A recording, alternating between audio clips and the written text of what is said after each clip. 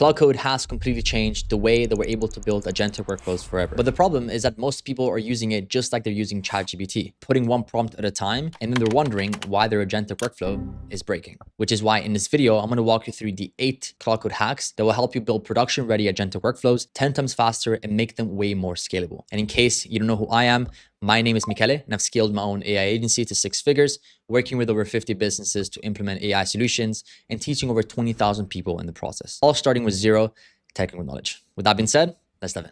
All right, so we're going to divide these hacks into 3 different types of hacks. We have system design hacks, then we have execution and performance hacks, and then we have control and optimization hacks. All right, so the first hack is actually setting up the folders for your project. All right, so here we have Cloud Code, and the mistake that people make when starting out to build is that they go straight to building, right?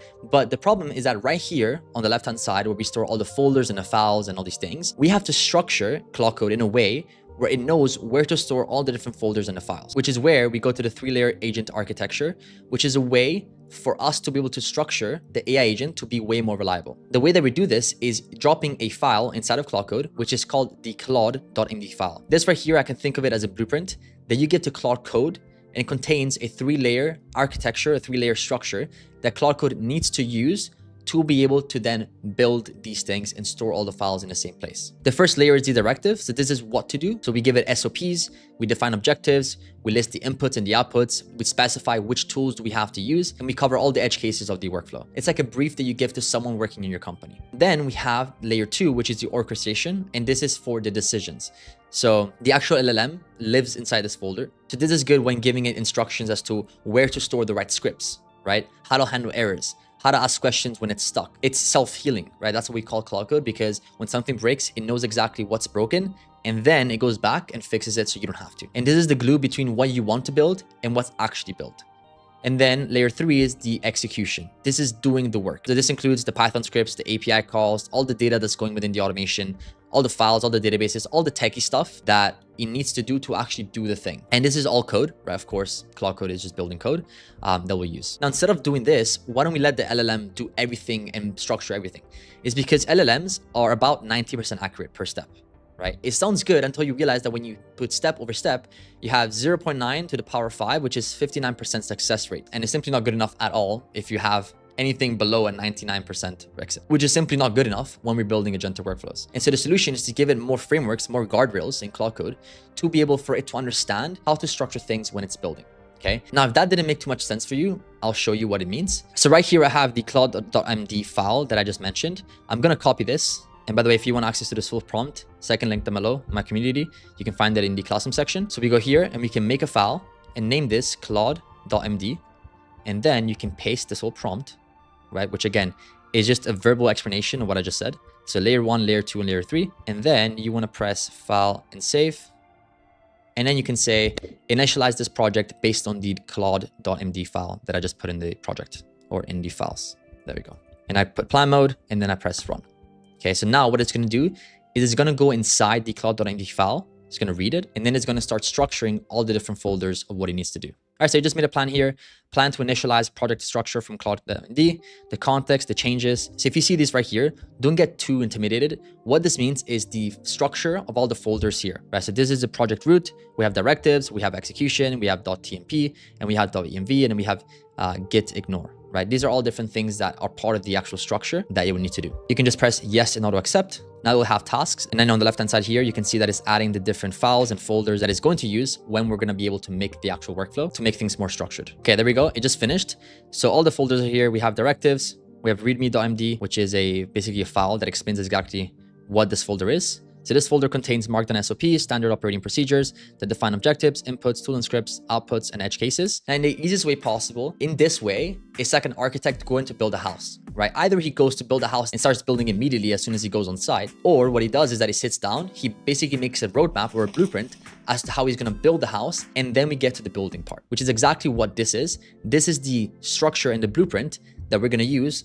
Well, the Cloud Code is going to use when we have to make all these things. To give you a practical use case, I actually built this YouTube strategy system for myself, and I made a full video as well. You can check it out up here. But essentially, we have the Claude.md file that we propped, which is the exact same one that we did for the other one. And then it started making all the folders. And if you go to directives, we get to see all the different kind of SOPs, right? Explaining the different automations. So for example, this right here, analytics tracking. So it's an MD file, so it's markdown file, markdown because we have hashtags. It's just a way of writing, so AI or computers can understand better. But it's a markdown file that tells the actual Cloud Code exactly what to do, the SOPs. This is what the objective of this thing is. This is the objective of what it is that we want to do. What is the input and what is the output, right? The input is the channel ID and the output is performance dashboard data. So a dashboard with all the data and all the different things. Now, to be fair, it might seem a bit intimidating when you're starting out and you're still wondering why is it like this and why is it like that? But just understand that this is the way that we structured all the different folders and files. The second hack is using Cloud Code skills. Now, I've made a full video breaking Cloud Code skills down in much more detail, but essentially what they are is instruction manuals that Claude reads before doing a task. Right? So it's the same way that you give instructions to a chef to make some sort of food, you give Cloud Code the skills to then make better PDFs, better websites, better presentations, and so on. And so for example, let's say you give Cloud Code a task to make a website. Cloud Code, which is the agent, will look at its own skill that we just added to build effective websites, and it will give us a much better result rather than us not giving it a skill, right? Because without a skill, Claude guesses and it's inconsistent in the results. Whilst with a skill, it follows a pattern and it follows instructions and it gives us a much better output. Now we can find these skills at aitmpl.com. I'm going to leave the link down below in case you want to check it out.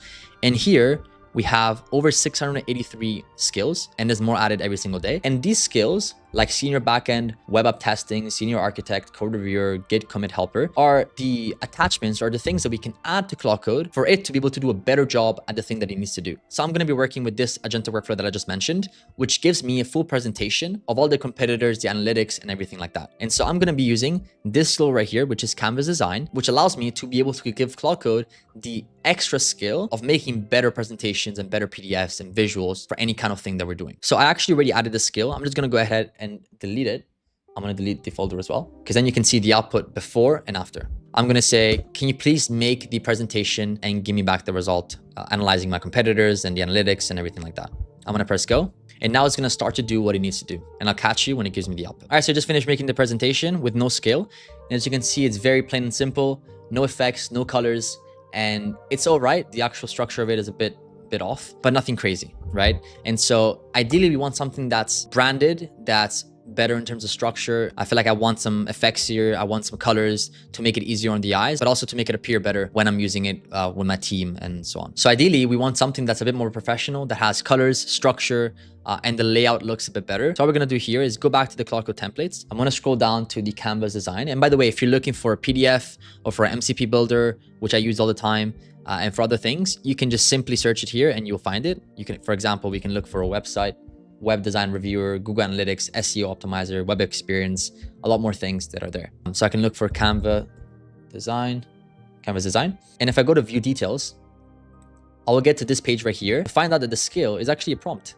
So every skill is a prompt and the prompt is very detailed, which allows Cloud Code to be able to build better presentations based on this full prompt that we have here, which someone made. Now, I would recommend looking at the amount of downloads, because if it has good downloads, then obviously it's good. Not all the skills are great, right? Depends on the prompt, and prompting depends on the person. So all we have to do here is copy this code. I can go back to Cloud Code. I can clear conversation and I can say, install this skill here. And I can press go. And now what this will do is it will start adding the skill inside of Cloud Code here. We just have to approve a few things. And as you can see, it's saying that the Canvas design skill has been installed successfully. I can go to Claude, I can go to skills, and here we have Canvas design. And if I go to skill.md, here we have the full prompt that we had here under code. Let's run it again. So let me go to clear conversation. And I can say, okay, can we now make the presentation for the analytics comparing me and my results and my competitors, and give me back the full presentation on a slideshow. I'll press plan mode. It will now start working on the presentation. All right, and after a few minutes, it made this full presentation right here with colors and designs, and it looks a lot more cleaner than the one that we had before. We have colors, we have different types of colors. We have a better structure now, better way that we can look at things. We have headers, which is a lot cleaner than the one we had before. I can see there's a few mistakes though on the top as well, but it's something that we can fix just by prompting it to do a better job in those specific areas. And we have until the end. Now, Cloud Code skills are by far one of the most important things that you need to know when it comes to Cloud Code, because Cloud Code is great, but it's even better when you add enhancements. It's sort of like the Iron Man suit, which is amazing, but it's even better if it has the controller, if it has the laser, if it has all these things that make it 10 times more powerful. And it makes you build things at 10 times the speed instead of you having to go back and forth and prompting it saying, hey, it's wrong, it's not wrong, make it better, and things like that. The next hack is using the spec to do and code workflow. Okay, so now that we added all the structure of the files, do we go straight to building? Well, no. We have to plan even more if we want to build something that's actually scalable and that's more structured, because yes, you will spend more time now, but it will save you a lot more time later on when you want it to actually work. And the problem with most people using Claude Code is that they paste a prompt like this, which is Claude, build me a family activity finder app. AI is great, right? But if you're not specific about what you want, then it's not going to do a good job. And so we replace this prompt with something that looks like this, which is asking it to make a spec.md for a family activity finder app. We have the requirements, which is parents enter city, kids ages, availability, distance, willing to travel. The app returns 5 activities with title, description, and emojis. The tech stack that we're going to use is simple HTML, CSS, and JavaScript. And we have milestone 1, which is building the UI with dummy data, and milestone 2, which is connect to real activity API. Now, the reason why we do this is because we want a detailed blueprint with requirements, tech choices, and clear milestones as to what it needs to do to be able to build this thing before we even start building anything. And so I'm going to press go. And as you can see here, the spec.md is sort of like an SOP.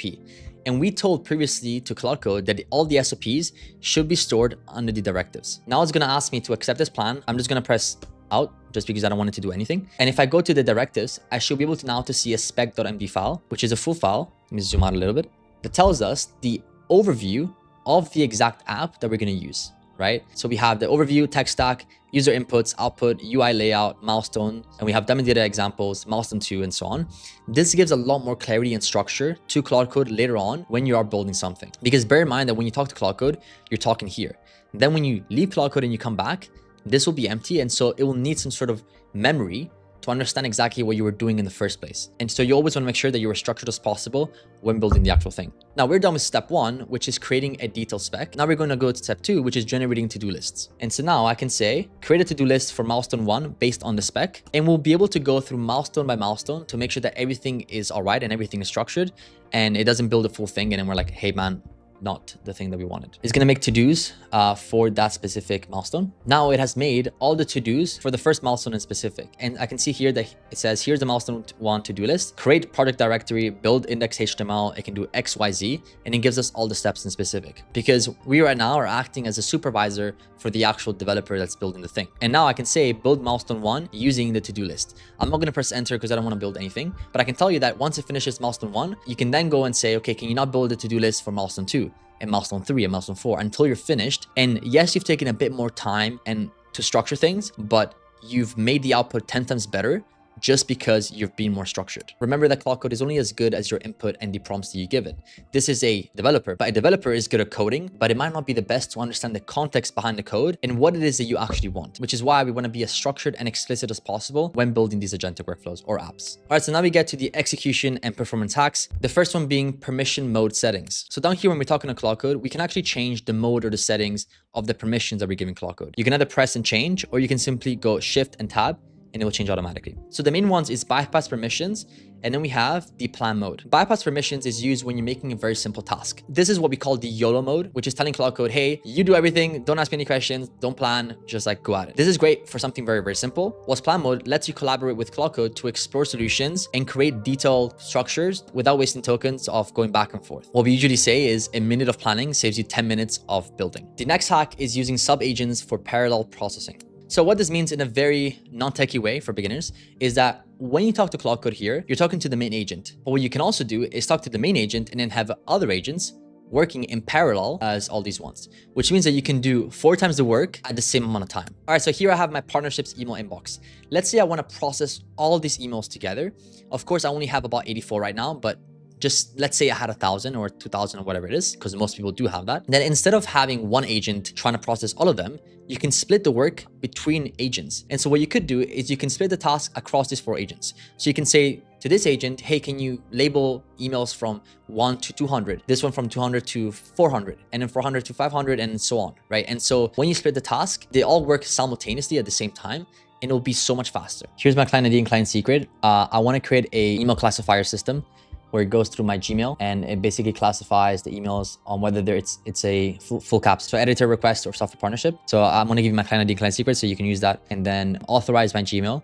like ask me to automate my Gmail, I'll let you in, and then we can start the task. All right, and these 4 agents just finished running. I can see here that they've all been labeled either a software partnership, other, or editor request as well. Now the example I showed you, because it's 80 emails, it wouldn't be realistic. But if you have thousands and thousands of emails, then it would work really well, because you have these agents running at the same time doing the exact same things. And all you have to do is make sure that you're there to be able to conduct them and answer any questions if you need to answer. All right, the next hacks are going to be the control and optimization hacks. The first one is mastering context management. So think of Claude's brain like a notebook with only 200,000 pages, right? Every time you chat to it with Claude, it writes down your message, its response, all the files it reads, every tool it uses. As the notebook fills up, Claude gets dumber. It gets more stupid, right? Because it's trying to remember too much at once from a conversation and files. And so if we keep having a chat with this agent right here, it becomes very sluggish because you've used up 50,000 plus tokens just on conversation history. The solution to this is using the smart reset, right? The smart reset is when you put /.compact, right? And this compresses your conversation into a summary,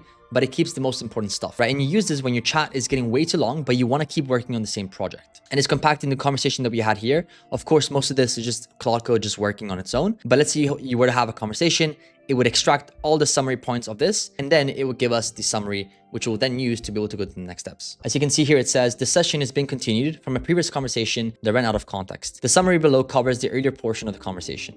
And so this right here summarizes the conversation that we had to then be able to then keep going with the conversation. And once you keep talking to it, now you have used about 180,000 tokens free again, but Claude still remembers what you were working on. And the next command is actually something that you've seen me used over time and time again, which is the /clear conversation. Because when I want to have a new conversation with Claude Code, instead of having to spin up a new agent, I want to have the same conversation here, but the conversation will be cleared and you can start from zero. And one more thing you can do within the context management is check your context usage. So if you're worried about how much context you're using within a conversation, you can simply press /context here. So I actually have to say, hey, can you give me the context usage /context? And here it says, hey, here's your current context usage. Model is Claude Opus 4.6. The tokens is 55.5 thousand out of 200,000. We're using about 28%. Again, 200,000 is the max amount of tokens that you can use within one conversation. And it tells us the system prompt, the system tools, the memory files, the skills, the messages, the free space, basically giving us an overview of how much we can use more than what we're using right now. This context hack is important because it allows you to be able to understand exactly how much more you have left, how much runway you have left, and also how much you've used so far. And the last hack here is using the Pixel agent extension. So there are some of you here, including myself when I was starting out, that look at this and think that it's very intimidating and it looks very, very complex. And there is actually a way to view your agentic workflows or your Claude workspace in a much more visual way. We can go here to extensions. We can look for Pixel agents, and then you'll choose this one here. You can press install, and now this will be installed in your workspace, that we're able to view our workspace in this manner right here. It's sort of like different emojis or Lego blocks that show us all the different agents working simultaneously, which is actually really, really cool. And the way to find it is to go to Command-Shift-P. I can look for Pixel agent show panel. There we go. And on the right hand side, we can see here that we have a visual representation of a workspace. And if I press new agent on the bottom, you can now see that this person just appeared and he is idle because we haven't given him any tasks to do. And I can press more and more agents, which will add more and more people here. And these are the different agents that we can use to be able to run up and spin up different things. So maybe the first agent will be, hey, can you research the web on the top AI tools out there in 2026? And then the second agent will be, hey, can you research the best workflow automation tool past 10 years? Hey, can you do extensive research on human psychology and tell me the top 10 trends that you see over time, right? And now using agent needs approval. So I can see exactly when something needs an approval. And I can go back to the agent itself, right? And just give them approval on what they need. But all in all, you're now able to visually see your workspace and the agents working at the same time, all simultaneously through a very, very visual representation. I do love this because it also makes it fun for me to work with Claude Code and I can see different things. And also in addition to that, I can go to the layout and I can start moving things around. I can put the plan here, or I can put the boxes here, or I can put the desk here, or the computer and so on, in case you're bored and you want to change things around for no reason.